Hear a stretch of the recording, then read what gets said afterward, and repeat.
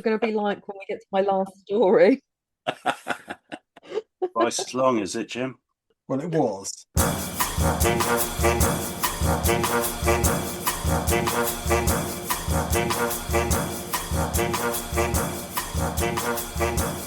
Hello, welcome to another episode of Everything's Fine Probably, your weekly antidote to bad news. And if you listened last week, you remember we opened the show with Nigel Farage, which was unfortunate for us, Leave for it. you, and possibly for Clacton.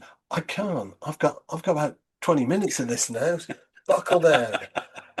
So Farage had just won the by-election after once again presenting himself as Britain's great anti-establishment outsider. Nigel Farage, a man who's been an MP, an MEP, a party leader, a professional political campaigner, and a television personality for approximately the entire period since dinosaurs were replaced by reality television. He spent 30 years trying to get into the establishment, and then every time he gets in, turns around and says, "Look at this establishment I'm not part of." I mean, it's extraordinary. He's like a burglar who buys the house, moves in, changes the locks, and then holds a press conference about how he's bravely infiltrated the property. He's not anti-establishment. He's a very naughty boy. He's collected enough establishment points for a free espresso machine. He still presents himself as a bloke who just wandered in from the pub to expose the political elite. He's Banksy with a parliamentary seat and an unhealthy relationship with lager and fewer artistic skills. No, actually, let's not be cruel. He might be very good at something. We just haven't discovered what it is yet. Such as what? Well, I don't know. I don't know. We don't. Anyway, look, last week we had a good laugh about Farage, but afterwards I started thinking about something rather more interesting. Because Farage isn't actually the interesting bit, and nor weirdly is his disgusting American equivalent Donald J. Trump. They're symptoms. And that got me thinking. Did people like Farage and Trump create the world we're living in, or did the world we're living in create people like Farage and Trump? And I think the answer is yes.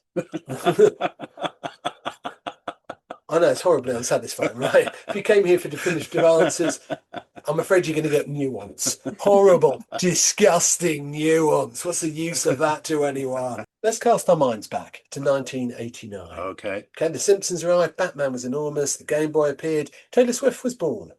Oh. And somewhere in amongst all of that, the Berlin Wall came down. Yes. The Cold War ended, the Soviet Union collapsed, and for a brief, glorious moment, it looked like humanity had actually cracked civilization.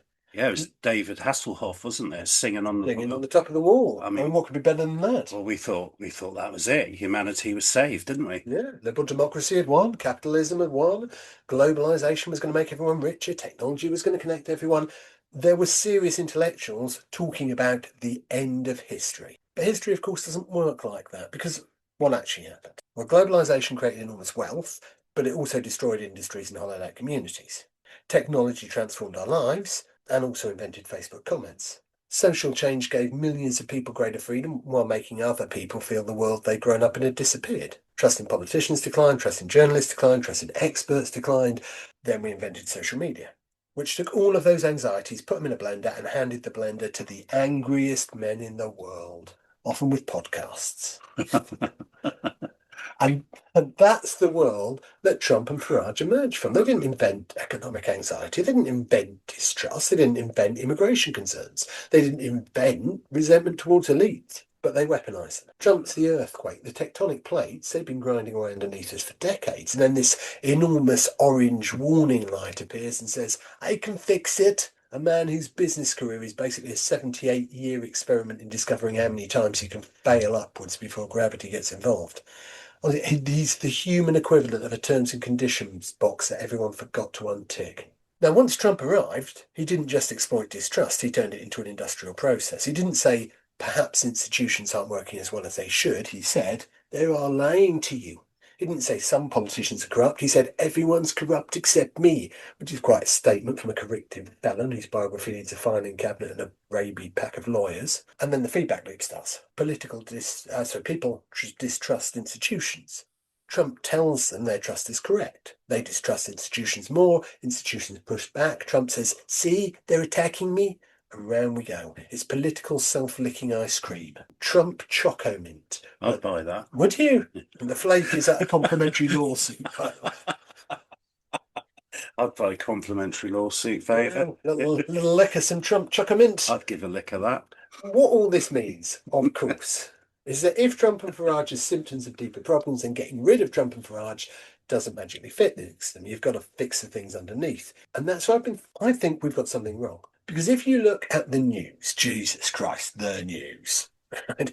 20 minutes on your phone every morning and civilization appears to be held together by a sticky plaster of cable tie and an exhausted civil servant. Trump spent this week talking about the Strait of Hormuz as though he personally discovered it. Look at this water. Nobody's ever seen water like this. I mean, he's got 50% tariffs hitting some Canadian goods because apparently the world's greatest businessman thinks his master economic strategy should be let's make everything more expensive. Genius. I mean, if the economy isn't working, let's make everything cost more. That's the sort of business strategy you'd expect from a guy who runs a tuck shop in a primary school, wouldn't you? Then there's the White House ballroom, a $400 million, 90,000 square foot ballroom. Because obviously the greatest challenge facing the United States right now is that the president doesn't have a sufficiently large room in which to watch himself being applauded. He looked at the White House and he thought, this place needs more me. He's demolished the East Wing, there's a helipad, there's a ballroom, and he's been personally showing journalists around the construction site like Kevin McLeod after a head injury. He signed a granite tile bearing his own name.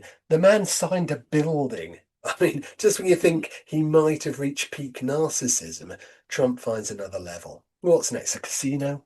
An aquarium? Trump-branded presidential hot tub? A 40-foot golden statue of him holding a smaller golden statue of himself and the smaller one holding a golf club? But look, maybe, just maybe it's not that bad, actually. Maybe we're just looking through the wrong end of the telescope because the news is designed to show us what's wrong. That's its job. 10 million people wake up, go to work, look after their children, help the neighbours, don't invade Poland. Nothing. One bloke climbs on the statue wearing a Viking helmet and shouts about immigration. That's breaking news.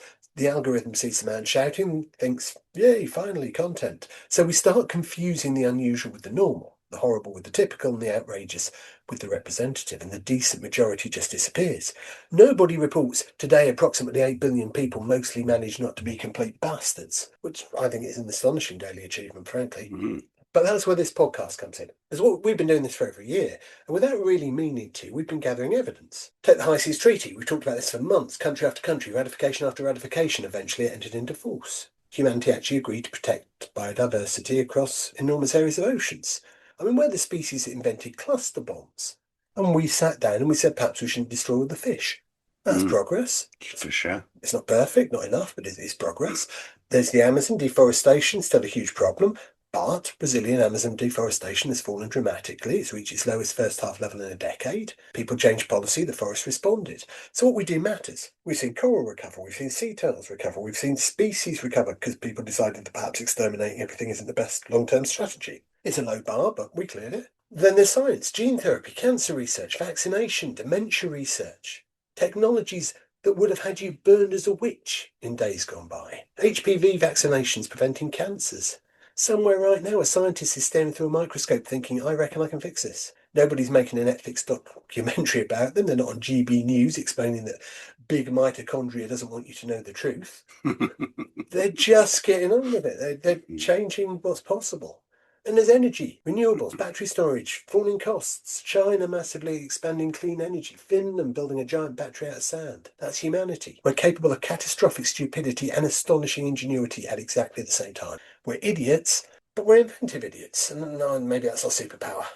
So optimism isn't saying everything's going to be all right, because we can't know that. But hope's different. Hope is saying things can change. And we know that. The Berlin Wall came down, apartheid ended, diseases that once killed millions became preventable. High Seas Treaty happened, forests recover, species recover, coral recovers, technology changes, energy systems change, and people keep doing extraordinary things without people noticing. Someone volunteers, someone campaigns, someone teaches, someone cares for an elderly neighbour, someone rescues an animal, someone spends 20 years researching a disease, someone signs a treaty, someone looks at sand and says, battery. I mean, that's the story. Not that everything's fine, it absolutely isn't. It's that everything isn't only getting worse, because if you believe that, nothing can change. Because if you believe nothing can change, you stop trying to change it. You don't vote, you don't campaign, you don't volunteer, you don't protect anything. You just sit there scrolling through increasingly furious posts until your blood pressure requires its own postcode. And I think that's the most damaging thing about the modern bad news cycle. It doesn't just frighten us, it makes us feel powerless. And I don't think we are powerless. I think we're living through the messy collapse of one political and economic settlement while the next one's being fought over. It could get worse. There'll be more Trump, more Farage, more men with £300 haircuts and £3,000 opinions telling us the answer is to go back to 1957. Let's go back to how things were. Well, when? When exactly do you want to go back to? Before smartphones? Before the internet? Before women had bank accounts? Before gay people could marry? Before everyone knew what a probiotic was? I mean, which bit exact? 1843. Was that good? Sounds good. Let's go there. Oh, Stu, the past was not a golden age. Oh, It was just a period where problems we've become better at solving, we were just accustomed to them. We don't need to go backwards. We need to build something better. We need democracies that people trust, an economy that doesn't abandon communities, technology that improves people's lives, energy that doesn't cook the planet. International cooperation that actually works. A society where being different isn't treated as an invasion. And I know that sounds ambitious, but so did putting a man on the moon or eliminating smallpox, protecting enormous areas of the ocean, preventing cancers, making a battery out of sand. The future's not going to arrive as one enormous event where everything suddenly gets fixed. It's going to arrive as a whole lot of small things that work. And that's, I think, what we've been missing. The world doesn't only change when something goes catastrophically wrong, it changes every time someone makes something better. But we've got the tree, we've got the forest, we've got the reef, the turtles, the science, the renewable energy, we've got the people. And yes, we've got Trump, we've got Farage, we've got people whose mission is to make everything considerably more stressful for their own financial gain. But they don't get to write the whole story. And that's why we're here, because despite the title, we're not going to pretend that everything is fine. We're going to look at the world as it actually is. There's terrible bits, but there's ridiculous bits and hopeful bits. Bad news already has more than enough publicity. It doesn't need us. So this week, we're doing what we always do. We're looking at other stuff. Things that work, things that improve, things that change, people who did something decent. Because maybe the world isn't ending. Maybe we're just in the messy middle. Maybe the future isn't something that's happening to us. Maybe we're still building it. Badly, slowly, while arguing about immigration on Facebook. But we're building it nonetheless. So let's get into it, shall we? Gemma and Stu have sat here patiently while I banged on for half an hour. Let's bring them in now. do you feel better now, Jim? Getting that off your chest? Yeah, I think so. It's been on my mind. I'll tell you. You're right. I mean, that was quite the journey, wasn't it, Gemma? It was indeed. Felt a little bit pressing to begin with, but then towards the end of that, I think you gave us hope again. Especially the battery made out of sand. You do like them, don't you? Do you think that's your favourite story of the year so far? I think it could be. Yeah. It's like this idea, who looks at, well, it was actually a pile of rocks, wasn't it, goes, Yeah. I bet I could turn that into a battery. Yeah. Well, that's brilliant. Amazing. That's amazing. Well, as we sit here tonight on the 25th of August, got some sad news to bring you. I don't know if you heard about Dolly Parton. Dolly. Yeah, Dolly. she's died, hasn't she, tonight, aged 80. And we have talked about her on the show, haven't we? Amazing lady. When we talked about when celebrities go right. So that's one of our back episodes in which she featured. Great person. She gave over 150 million books away, I think, through her fund to children in poverty, and just seems like a general good, nice, nurturing person, didn't she? Good egg. She did. Yeah. Rest in peace, Dolly. You're one of us. You will be missed. We will be missed. So, Gemma, how's your week been? Okay? I see you've been looking at investigating beavers again. You know me and beavers. You do like a good beaver story, don't you? We'll let Gemma talk about beavers in detail very shortly. What else have you been up to other than examining beavers? I mean, what else can one be up to? If you're examining beavers, there's little room for anything else. Well, if you say so. Have you got yourself one of those ledgers yet? Or was it a shelf? A ledge, not a ledge. Have you got one yet? No, I've been busy, mate. I haven't had time for... Well, right in that intro. Absolutely, it took a while. It was twice as long when I first wrote it. That's the edited version. I would like to mention, actually, this is someone I wouldn't normally talk about in the Good News podcast. Okay. Jeremy Clarkson. Yes, yeah. Now, what can one normally say in relation to Good News and Jeremy Clarkson? But this got pointed in my direction because he wrote in his column in the Sun newspaper. Yes, yeah. For anyone not in the UK, the Sun newspaper is a right-wing propagandist celebrity chat sheet, really. Yeah, that's good. But anyway, this is what Jeremy Clarkson wrote. Last weekend, I made a big and sudden decision and deleted the TikTok app from my phone and my life. I joined about a year ago, and to begin with, I rather enjoyed it. The algorithm had looked at my online search history, listened to my conversations, and somehow monitored the thoughts in my head and was able to serve up content that I'd like to see. He continued, I'd had enough and deleted the whole damn thing, and I strongly urge you to do the same thing because my life in just a week has changed completely. So within a week, he was walking his dog, seeing friends, completing a jigsaw, getting more work done, and reading to his grandchildren. And this sort of builds on some of the things we talked about, just last week. Again, if a grown man with decades of life experience and a fully developed brain finds it difficult to resist the pull of an algorithm, what chance does a child have? Yeah, for sure. Absolutely. But can I just say, don't delete our TikTok channel. Check it out because our content is wholesome and positive, and you'll get to see Jim in his full glory giving you one of our daily good news updates. So don't be What could be Jeremy. finer?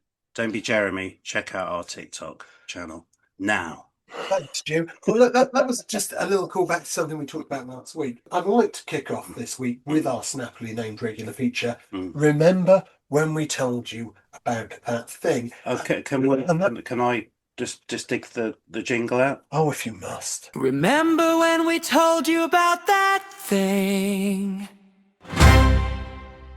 Good, thank you. And so what that means is handing over to Stuart for not one, but two callbacks from last week's show. Well, remember last week when we talked about Invertebrate of the Year? We did. How could we not remember? I'm very excited about this. And we went through, didn't we, the nominations. There was 10 nominations.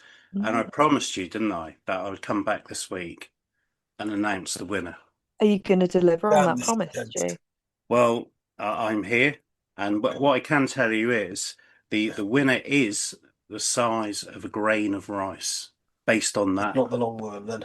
It's not the long worm. So the winner was... It's not going to be the jellyfish. It's not the jellyfish. So here we go. And the winner is Invertebrate of the Year 2026, the leaf sheep. A neon green solar-powered slug. And apparently it's inspired at least one Pokemon character and triumphs this year. When Gemma, what you're right. I can't get over the look of amazement on Jim's face. You weren't expecting the leaf sheep, were you? To be honest, I didn't even remember it. Oh, List of nominees. That's how little impression. Well, I'm going to tell you, it's a solar-powered slug, which is impressive. That fits right into our narrative, doesn't it? That's right up our street. And it lives underwater and is this year's winner. This was run by The Guardian. So can I just check, do all the slugs run off of the grid then? We just plug them in. Yeah. I mean, you know, these... They run off fossil fuels. This is outrageous. Well, these ones are green, clearly. Bloody oil. What sort of charging cable would they take? I don't want to think about it. Just a basic USB. The size of a grain of sand. How are you going to plug them in? Well, it's amazing what they can do these days with These days, yeah. These days. So the leaf sheep, as we discussed last week, was the Costa Stela Kuroshimai. That was the Latin. Oh, was that the one I thought was a caterpillar? You did, yeah. But to be fair, then you did think they were all caterpillars, didn't you? But I think you just sort of played the odds, really. I did. And you didn't get any of them right. But, Yeah. But it was a good effort. Well, it's been a disappointing year for caterpillars, I think. It has. It has. Well, congratulations to the leaf sheep. So this is a green sea slug, and it's algae covered, as well as being covered in pink-tipped spikes, like a cactus, and has an antennae, and also close-set black eyes. It's got a lot going on for something the Isn't it? size of a grain of sand, doesn't it? Yeah, I mean, leaf sheep lives in around the area of Japan, Indonesia, and the Philippines, and was only discovered in 1993. So it's quite new to the awards. You did ask last week how many years has the awards been going? 3 years. Oh, This is the third year. Guess who announced the winner? Broadcaster, environmental campaigner, Chris Packham. So it's quite an event. It's quite a glitzy event. Chris Packham, he said, it's very, very... I won't do the accent. But anyway, that wasn't his accent. I'm not going to do a Chris Packham. He said it's very, very beautiful, but also very smart too. He says it harvests a photosynthetic material from the algae it's covered in, and it builds its own solar panels. Well, that's This is amazing, isn't it? incredible. So did it turn up at the event collector's award? Get no, that sort of probably solar powered beamed a clip in saying, "Sorry, I can't be here tonight. Yeah. I'm in Japan and the Philippines building solar panels." But apparently, this year's competition was really close because you said about the earthworm. The earthworm won last year. The beady-eyed, charmingly fought off strong competition from the worm, but also, can you remember? Beat off the worm, did it? Beat off the worm. Can you remember my pick last week? The Moss Garden Bombus Dalabombi? Yeah, that was the bee, wasn't it? Yeah, second. Really? Because I thought you fancied the eternal jellyfish for it. Well, we'll go on because the Must bee, be. the giant ginger bumblebee, is increasingly threatened in Patagonia. So it was good that that featured at number 2. Third place, though, was the horseshoe crab. And I think, is that one you fancied, I think? But it predates the dinosaurs and contains, right, blue blood, royal. And then following up the rear was the common woodlouse. So going back, Well done to all the nominees. but going back to your point, Mm. worms have historically polled very highly in this competition. So it was a real shake-up Yeah. this year. Look out for this next year. We'll feature it again. But congratulations to the leaf sheet. Fabulous. Thanks for that, Stu. And that's not the only story you're following up on, I believe. After last week when we talked about the amazing story of Old Man Mick, and that's his handle on TikTok, we featured at the age of 88 how he's taken up weightlifting and bench pressing. He's now since gone on to be all over the media this week. I don't know if you've sort of seen him featured anywhere. I haven't, I'm afraid. You haven't, but anyway, I got in touch with his personal trainer called Ross. He's a very nice man, and sort of said, could we speak to Mick? And he said, well, with all this attention and media, he's quite tired at the moment, but what he has promised to do is send us some videos and some clips and some bits and pieces. So as soon as we get them, we'll feature them in a future show or share them on the social medias. So I think it's quite an inspiring story, and on TikTok, he's like bringing in views now of like over like 250,000. So it's a story that people have really taken to heart, and it's good for men's health, men's mental health, and just goes to show, doesn't it? Just because you're older doesn't mean you can't start a new challenge. Excellent. Thank you, Stu. Well, our next stories aren't direct callbacks, but nonetheless, we have talked about developments in cancer treatments and potential cures. And it's been another good week in this area. Gemma, do you want to kick us off on this one? I will do. This one is genuinely exciting.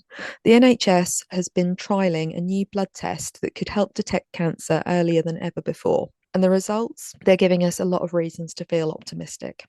The NHS has been running the world's largest trial of multi-cancer early detection blood test, known as the Gallery test. More than 142,000 volunteers across England took part, giving blood samples at mobile clinics in over 150 locations. The idea is simple but powerful.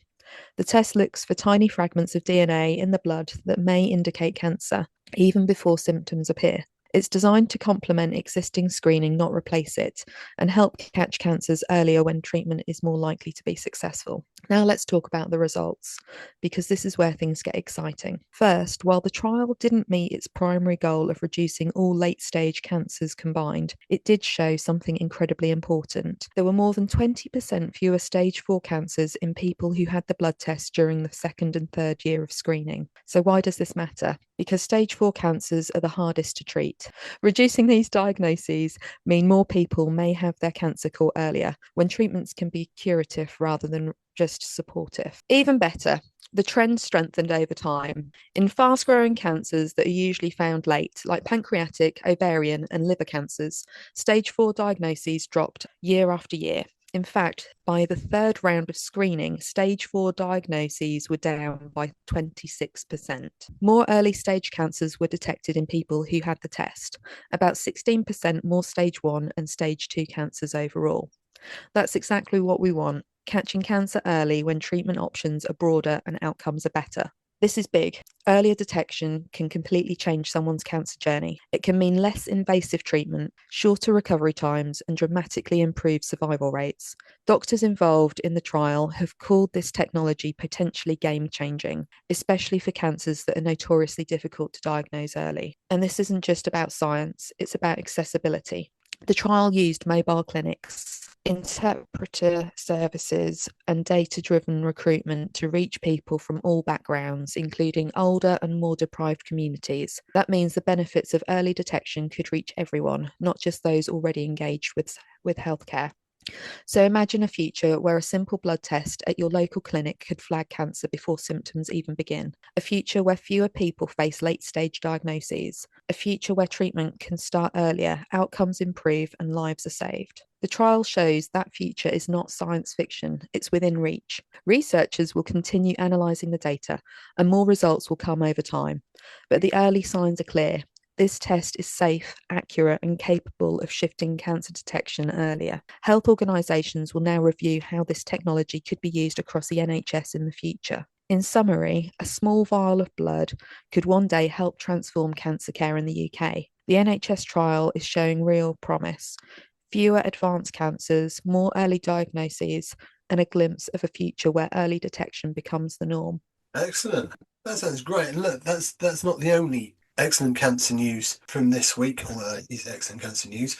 In relation to skin cancer, scientists have announced promising results from a phase 3 trial of a personalised cancer vaccine. And that could help to stop melanoma coming back after surgery. Now, before we get too carried away, where everything's fine, probably not everything's definitely fine. So the full data hasn't been released yet. It's not a miracle cure. It's not a vaccine you can pop down boots and get with your flu jab and some antihistamines, and it doesn't prevent you from developing cancer in the first place. But it's still potentially a really big deal. The basic idea is a little bit bonkers. I mean, it's not Nigel Farage claiming he's anti-establishment bonkers. I mean, it's quite brilliantly bonkers.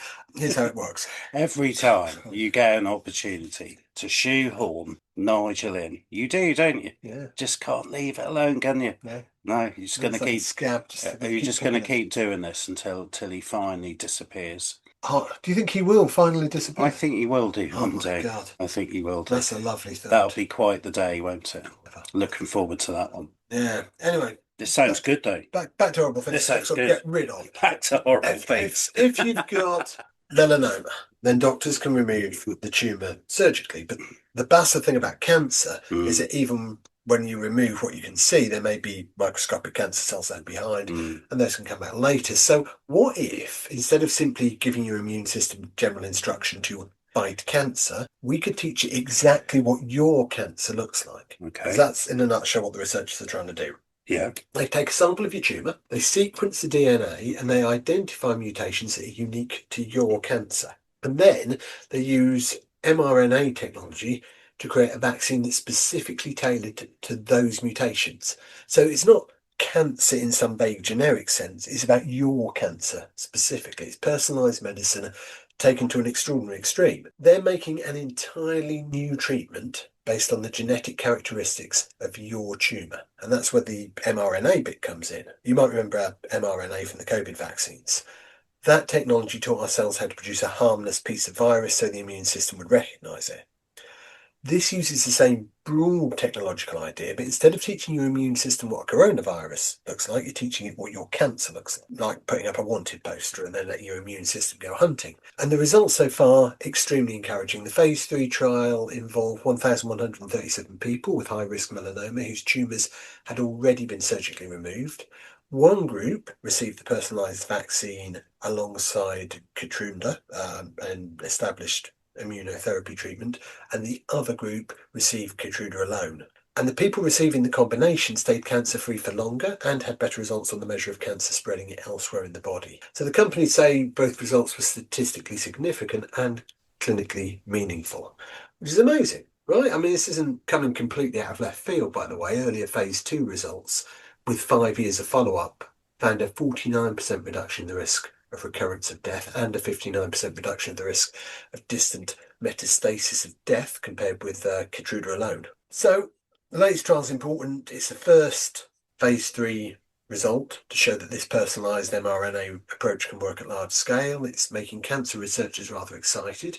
Not because we've cured cancer, we haven't. Cancer is not one disease, it's a vast collection of diseases that happen to involve cells deciding, like Donald Trump, that the normal rules are for other people. But it could represent a significant change in how we treat some of them. Historically, cancer treatment's been a bit blunt, hasn't it? Chemotherapy, for example, it attacks rapidly dividing cells, which is why it's incredibly effective.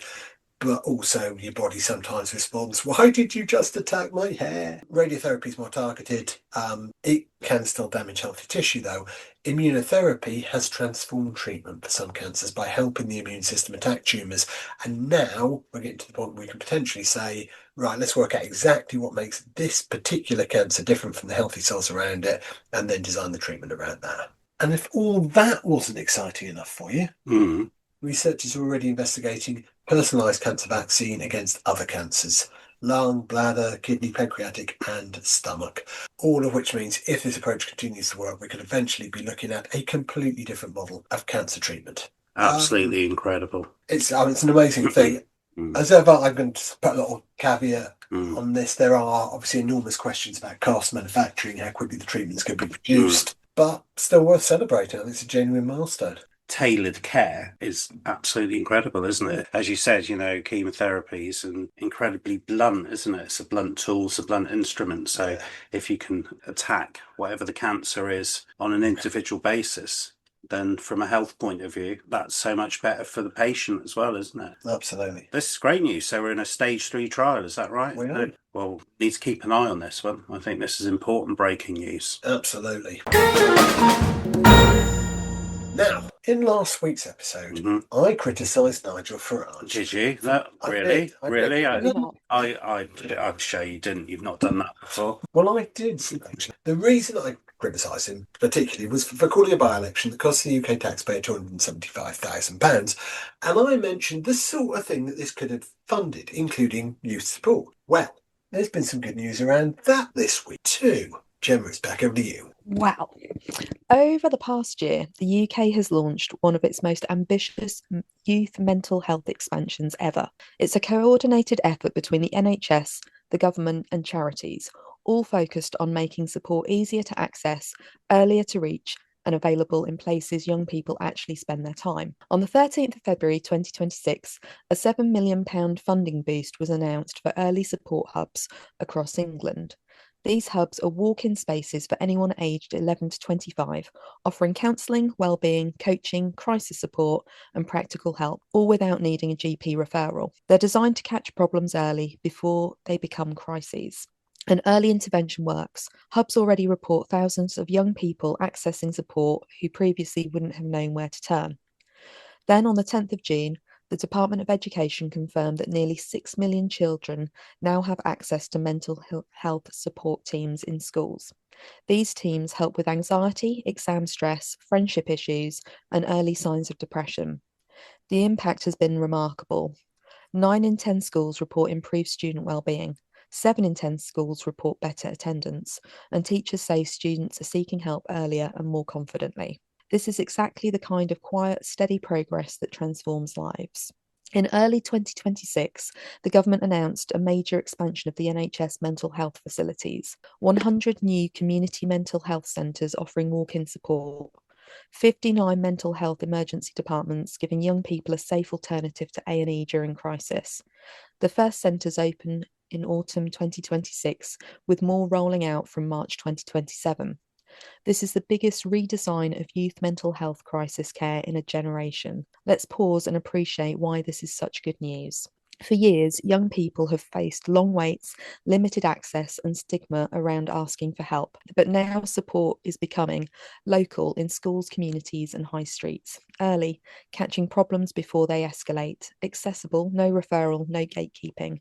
Holistic, covering well-being, crisis care, and practical support. This isn't just a policy shift, it's a cultural shift. It's a message to young people that their mental health matters and that help is not just available, but easy to reach. Imagine being 14, struggling with anxiety and knowing there's a place you can walk into after school where someone will listen. Imagine being 19, overwhelmed at university, and having a mental health coach available without waiting months. Imagine being a parent who no longer has to fight through endless referrals to get your child support. This is what these changes make possible. So, this news is simple but powerful. England is building a mental health system that meets young people where they are, with compassion, accessibility, and real investment. It's one of the most hopeful shifts in youth wellbeing we've ever seen. Excellent. Great news. Ah, Good. Okay, let's have a little change of. I think we'll pass over to Stu because we've got a couple of stories from the sea. Yes, Jim. Yeah, we've got a couple from the sea this week. I'm going to start off with Mexicans to begin with. Mexicans in the sea. So this was over the last couple of weeks. What were they doing there? Well, the Mexican Navy, they rescued some fishermen who had been lost in the Pacific Ocean for 5 days. But they found them. And do you know what they found them in? A boat? No? Any thoughts, Gemma? They weren't in a boat. What do you think 2 fishermen were found alive in 5 days in the Pacific Ocean? I'll tell you, a giant cool box. Yeah, you've got 2 fishermen in the Pacific Ocean inside a giant cool box, more than 100 miles off Mexico's coast after being stranded for 5 days. So the men, and I know we like the ages, don't we, on this show? One was 53 and one was 32. Okay, so I know you like that extra detail. They had no food or water. No food or water. Presumably eat it so they could fit the cool box. Well, I guess they probably had the fish in there to begin with, didn't they? Oh, possibly. You know, with all the ice. If only Jack and Rose had had a giant cool box rather than a door, yeah. The end of Titanic might have been. Yeah, might have been different, and then he might not have slid, into the icy depths to his death. Although I dare say Rose would have said there was only room for one person. Yeah. One person on the door, apparently.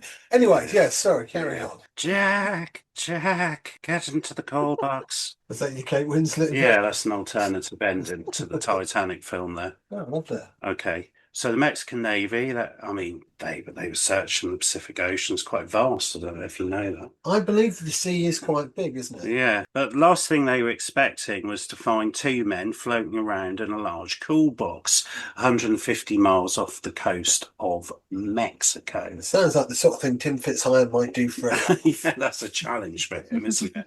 So they were successfully rescued. They were airlifted to safety and received medical attention before going home to their families. So they also released a video, and it does actually show a large turquoise cool box, a bit like the ones you used to have when you used to go on holiday with your mum and dad, probably a bit bigger than that, I suppose, bobbing up and down in the dark ocean. This brings me to the news story about an exhausted barn owl. So I think bringing some quite good highbrow stories this week. We put the cancer, you put the exhausted barn owl. After your big intro, and I've a couple of Mexicans bobbing up and down in a cool box and an exhausted barn owl. But nonetheless, it's all relevant and it's all good news. So this barn owl, right, was out 70 nautical miles to sea, and it was actually found by a British military sailing crew. So during the 50th anniversary of the Round the Britain and Ireland race, the British Army Offshore Racing Team's yacht found an unexpected stowaway, the barn owl. It's not migratory seabird, shouldn't have been out there, but they spotted it struggling in the ocean. So crew members, they watched as this barn owl tried to land, accidentally tumbled from the mast and into the sea, falling into the water 3 separate times. It tried to land on the mast, but just kept falling off into the sea. In the end, though, it managed to get onto the deck, completely exhausted. So the sailors, and I know you always like the names, Will Naylor and Sergeant Mark Pfefferbridge. How old were they? I haven't got the ages this time, so I just got the names. What they did, they got it. They got the barn owl. They wrapped up in the towel. Journalism, Stu. Sloppy journalism. Yeah, well, for sure. For sure. I mean, this is quite, this is hard hitting stuff. So they wrapped the barn owl in a towel, and then they gave it a makeshift bed, and then they jokingly dubbed it an extra crew member. Absolutely. And they actually gave the barn owl the name Little Reg. The Reg, yeah. Little Reg, later changed to Little Regina after finding out it was actually female. Because they were in the middle of a grueling 1,800-mile race, the crew coordinated a multi-agency handoff. I mean, we've all been there, haven't we? They cost quite a lot. They do. Have you ever been involved in a multi-agency handoff, Gemma? I have not, no. Okay. Well, anyway, Sorry. You young people, you've not lived. well, so this involved the Caister Independent Lifeboat, which, for anyone who knows the show, we're all Norfolk based. This is near Norfolk, and the lifeboat intercepted the yacht off the Norfolk coast, transferring the owl to the Marine and Wildlife Rescue and ultimately to the RSPCA in East Winch Wildlife Centre. Upon arrival, little Regina was given fluids, warmth, and food, and reportedly gulping down a mouse immediately, and was successfully nursed back to health. Experts suspected the bird may have accidentally roosted on a docked fishing vessel that then carried little Regina far out to sea. Well, thank you for that, Stu. Well, let's stick with animal stories for the rest of the episode, shall we? Because we like animals. So this next one's a story where you realise nature spent the last 50 years quietly watching us absolutely screw everything up, but it's now started coming back anyway. I want to talk about whales and tuna, not as the world's most aggressively healthy sandwich. I would try that. Yeah. Yeah. Be a bit rubber. Don't get that in your meal deal at Tesco, do you? Bit rubbery. Well, maybe. It would be a bit rubbery, wouldn't it? With the whale blubber. Oh, you have to eat the blubber. Oh, you wouldn't eat the blubber? Well, I mean, it'd be chewy, wouldn't it? well, let's start with whales, shall we? So 40 years ago... Is it a sandwich? No, this has nothing to do with sandwiches. Okay. You've moved on from that. Oh, right. I did say it wasn't as a okay. Right. Sandwich. Is it a sandwich? It's not a sandwich. Okay. So 40 years ago, countries agreed on a moratorium on commercial whaling. Good. A slightly extraordinary sentence when you think about it. Humanity had spent decades looking at the largest animals ever to live on Earth and thinking, yes, let's kill those. They're enormous. Because blue whales are huge, they're majestic. They grow about 30 metres long. It's bigger than a double-decker bus, so naturally we looked at it and thought, that's a lot of meat. We're a peculiar species, aren't we? So through commercial whaling, we hammered whale populations until 1986, when the International Whaling Commission's moratorium on commercial whaling came into effect. Now, 40 years later, scientists who have been looking at the sightings of Antarctic blue whales and fin whales off of southern Asia have realised that 95% of all sightings recorded in their study happened since 2012. Not 95% of the whales, 95% of the sightings. So that tells us they're turning up again. Good. The researchers say sightings appear to be steadily increasing as populations recover, and that's fantastic. It goes to show if we just stop murdering animals, then we have more of them. But don't let's get overexcited and think that whale populations recovering means the problem's solved. Oh no, there are still threats. Some countries still hunt whales. Japan, Norway and Iceland continue commercial whaling. And the Faroe Islands like to hunt pilot whales. I was just thinking of that. I watched a documentary and I watched that in the Faroe Islands. Yeah. That's pretty grim watching, because they kind of lure them into the harbour and then trap them and kill it. But it's an ancient custom. They sort of do it once or twice a year and then sort of store all the sort of food for the long winters. So it's difficult, because I guess back in the day that was essential food, wasn't it, for a survival thing? That's the problem, is it? Back in the day, Yeah, it might have been. yeah, but it's hard to watch, as it would be, you know, murdering an animal. Yeah. And you know, it's not only that they've got to worry about. Climate change is also affecting marine ecosystems. Whales still face ship strikes, entanglement, pollution, and changes to food availability. So the whales aren't suddenly fine again. Hold off the confetti. We made things bad, but we changed our behaviour and things have started getting better. So that's good, but there's still a way to go. And if the whales weren't enough, here in England, we've got tuna. Not tin tuna in sunflower oil, Brian, although we do have that. But I mean actual enormous live tuna. Bluefin tuna have been spotted off the northeast coast of England for the first time in more than 60 years. Scientists have tagged 5 of them. Now, bluefin tuna, these are big old buggers. Oh, yeah. They weigh hundreds of kilos. They're basically underwater muscle with fins. Did you say big old buggers? Yes, I think that's a technical phrase for it. That's the Latin. Big old buggerus.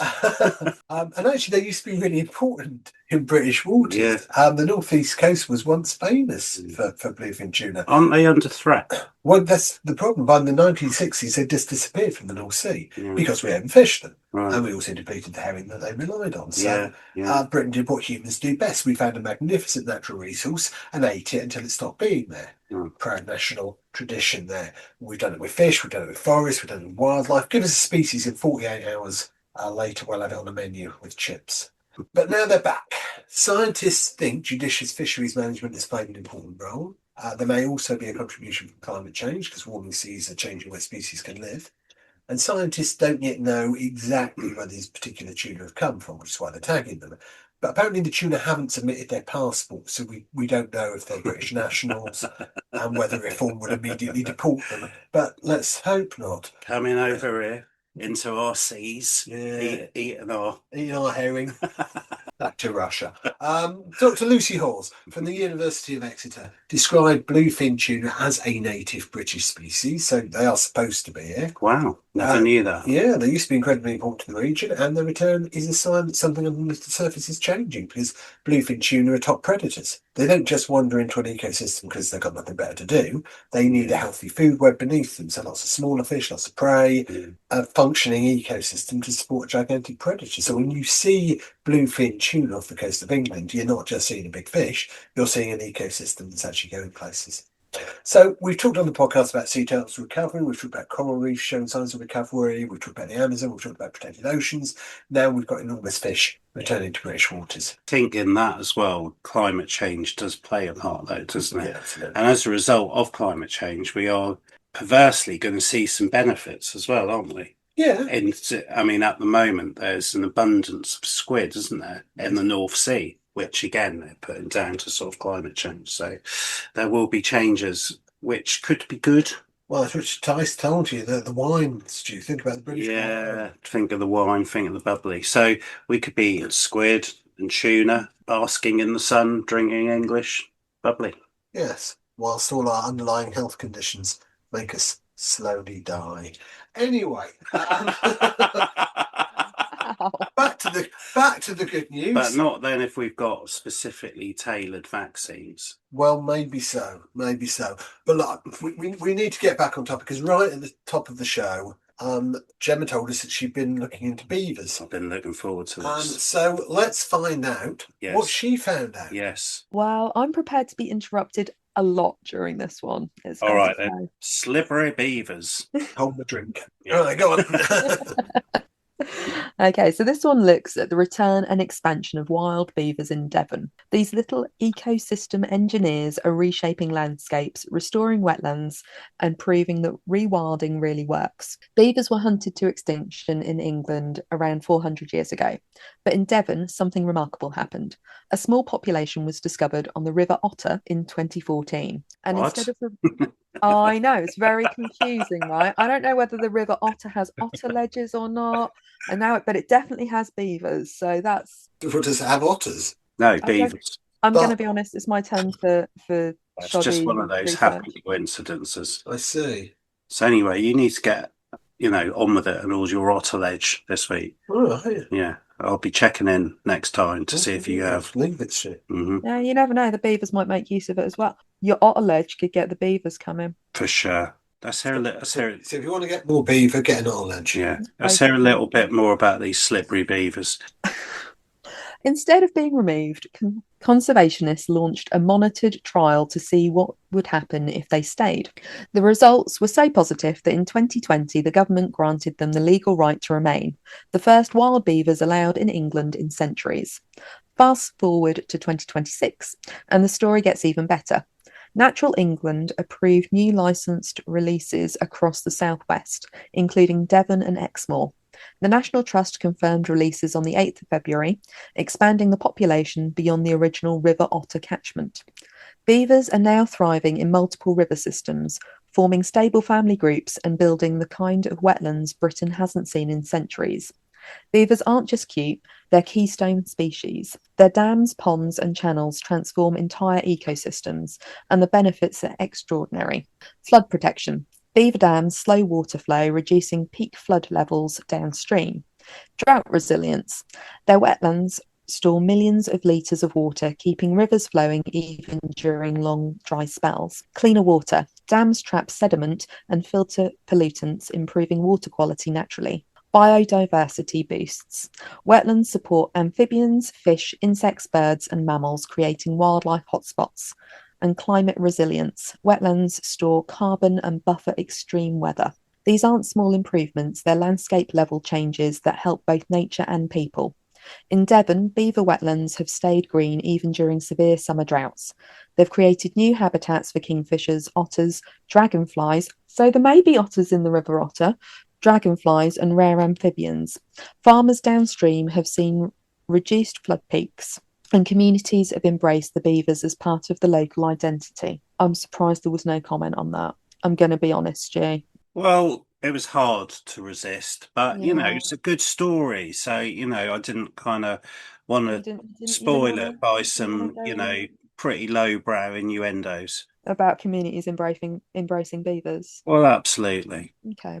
The Yeah. River Otter Beaver trial, running from 2015 to 2020, showed measurable improvements in water quality, biodiversity, and natural flood management. Those results directly inform the government's decision to allow beavers to remain and expand. With new releases approved, the Southwest is becoming a model for nature-based solutions. Conservation groups expect beavers to spread into additional river systems over the next decade, creating a network of wetlands that support wildlife, protect homes, and build climate resilience. This is rewilding done right, evidence-based, community-supported, and delivering real benefits. Beavers are back, and they're building a brighter, wetter, wilder future. Incredible story. Beavers are back. I think before Stu can go to town on that, that's probably where we'll leave it for this week. Sounds sensible.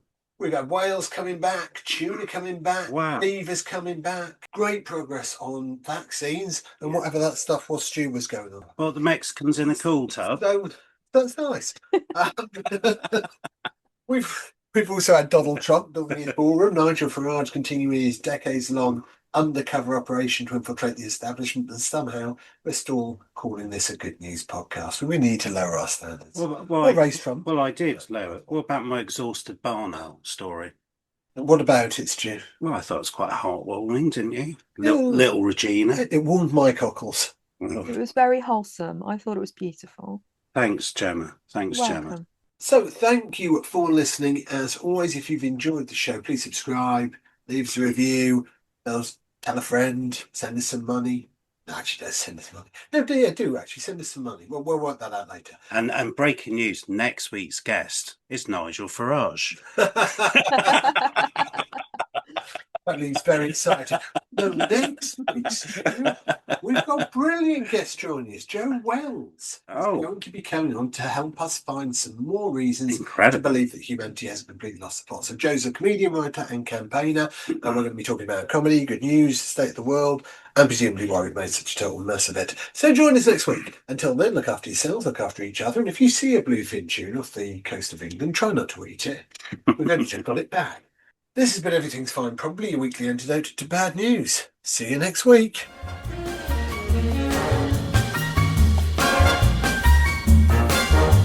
Melting glaciers. See, is another of the Iglesias family.